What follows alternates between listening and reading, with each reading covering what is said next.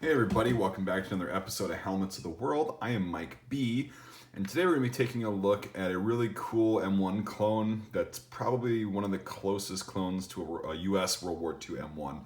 And it's the Austrian model 1958.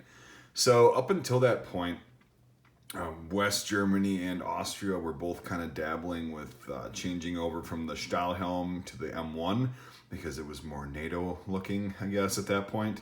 And in 1958, a lot of countries, and even a lot prior to that, but Austria and a couple other countries in 1958 decided to come out with their version of the M1 helmet.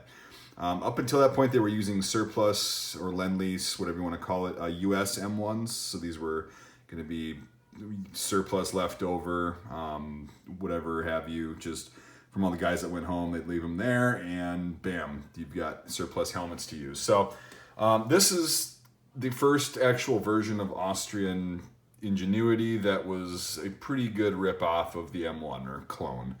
I don't say rip-off like a bad thing, because Austria is not the only country that did it. Anyway, we'll get into this. So you've got the typical M1 profile with the nice swoop right here. You got the seam and the... I'll just take it off of this head. This head sucks. I gotta get a different one. But anyway, you got the seam in the rear. It's more shaped like an M1 than it is like an M75, which is more of a kind of gradual bill on it. And you got the good old liner chin strap right there.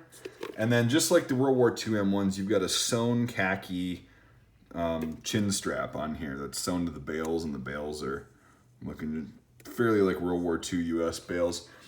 Actually looks a lot like a World War II US chin strap, but I could be wrong. I don't see any markings on it, but it's a pretty close clone.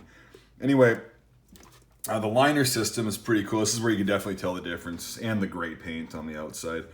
But yeah, you've got essentially a US World War II Riddell style liner, right? You got the liner chin strap. You got the three little loops down there with the drawstring on the top. The sweatband in this case is kind of an grayish pebbled leather. The rest of the stuff is still herringbone twill, but it's gray material. You got the nape strap right there. And the liner itself is made out of plastic, which is very interesting. It's kind of the first era in which plastic was becoming really popular. So again, it looks just like a US M1 liner from World War II. On the outside, you've got the... Let me get the chin strap back on here. You got all the rivets in the same spot. You even get the little vent hole right there. And the one thing it doesn't have is the hole that is in the front, like a lot of the US ones had for either their regimental insignia or their rank.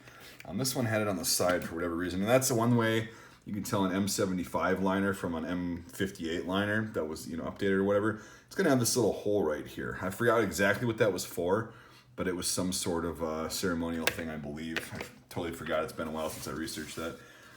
And so here's another way you can tell is the stamping on this.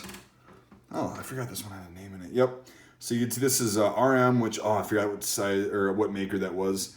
1968. So this is way before the 1975 came out. So while not an early M58, it still was used in the 60s.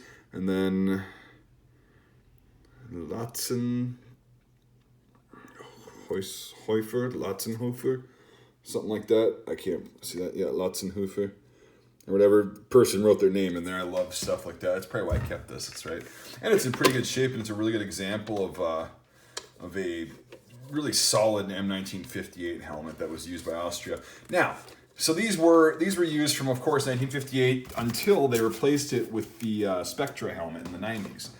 So you're going to find that not all of the people that were in the Bundesheer from, 1975 on were actually issued 1975 helmets. A lot of them were just issued old 1958 helmets that were in storage. So these were used up until the 90s. A lot of the liners, though, were updated to the 75 style with the leather tongue liner system. And then the shell changed shape just a little bit.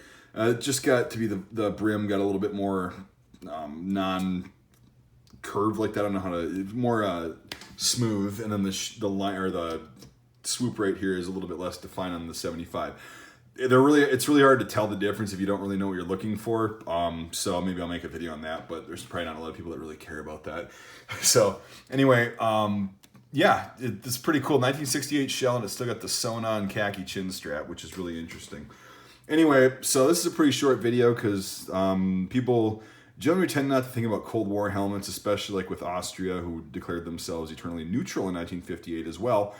Or was it 57? 57 or 58. Anyway, so they were just pretty much, this is for defense only. I don't think they exported much of these. Well, they exported the shells, but not the liners, really. They exported a lot of the shells to go to Denmark, which also made their way into Norway. It's pretty interesting. But yeah, pretty solid helmet, good clone of the M1, and that's what to look for if you find one in the wild. They're actually worth a decent amount because a lot of them were updated and a lot of them were just chucked and thrown away because they were used so much. So if you do find one, they're in like, as of 2019, they're in like the, depending on conditions, $75 to $100 range. This would be more like a $90 example because of the fact that it's in good shape. It's got the nice date stamps on it. Everything's complete. It's just a good solid example. So if you find one that's in a little bit more rough shape, you're looking at about $75 for a collector. So yeah, if you see one, I get these once in a while when I order M75s and I sell them separately. So make sure you watch the site for that at mikesmilitary.com. You can check out the link in the description. Speaking of that, this channel does depend on your support, as you can see in the description. So a good way to support this channel if you like this stuff is to become a Patreon supporter. So you get in for $1 a month. It's really not that much, and I do exclusive content there. It's pretty interactive. That's why I like it instead of just a direct donation, because I can be a lot more interactive and not have to remember who did what and who donated what. It's right there, easy for me to keep track of, and we do cool stuff on there. So it gets incentive for you guys and blah, blah, blah. You get the spiel. If you want to become a supporter on there, it's really easy, and I would really appreciate that to continue this work and get more things, and specifically more helmets to make videos of, because that's what I love. But if not, I just appreciate you watching. Hope you enjoyed the video. If you got any questions or comments, post them down below, and I'll try to answer them. Also, if you like helmets, check out Devin K's channel. You can just search Devin K in the search thing on YouTube, and he'll pop right up. If you have a question that I can't answer, he lurks my comment section, and he's also a helmet aficionado. A lot of crossover, but there's a lot of things that we're both equally good at, so a lot of things that I don't know he can answer, and vice versa. So thanks for watching, everybody. I hope you enjoyed this video. Check out the rest of the playlist. It's a lot of really cool stuff if you like helmets, a lot of really neat ones, and a lot of cool information. So thanks for watching, everybody, and we'll see you on the next episode of Helmets of the World.